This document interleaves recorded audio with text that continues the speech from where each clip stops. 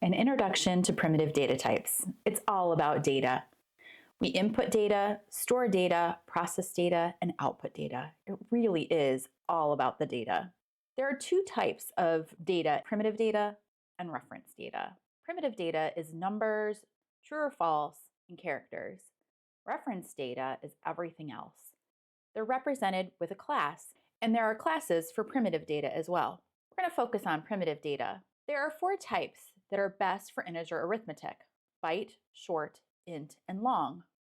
We recommend that you start with int. Remember, an integer can be a positive or negative whole number or 0.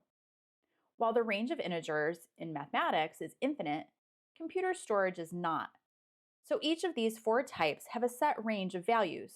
Consider them a subset of integer. Some examples where you could use an integer: your current age as a whole number, your grade level as a number, the number of pizzas being ordered, the number of siblings you have, the number of correct answers on your quiz, the high score in a game, and the number of cards each player is dealt.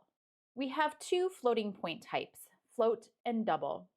We recommend that you use double. Floating point data types are used to represent decimal numbers like 1.0, 45.6, 3.23. Decimal numbers are a subset of real numbers. The float and double data types differ in both precision and range. Some examples: the exact weight of your dog, the angle a ball is being thrown at you, your GPA on a 4-point scale.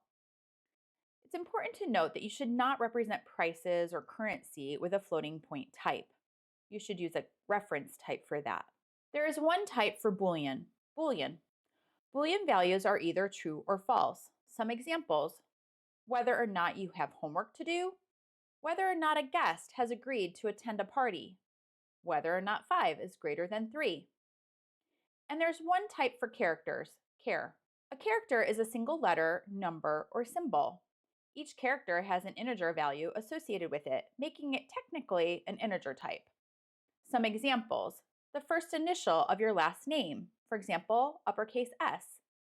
The letter grade on your latest project, for example, capital A. A required special symbol in your secret code, for example, the star symbol. An answer choice, for example, lowercase a or 2.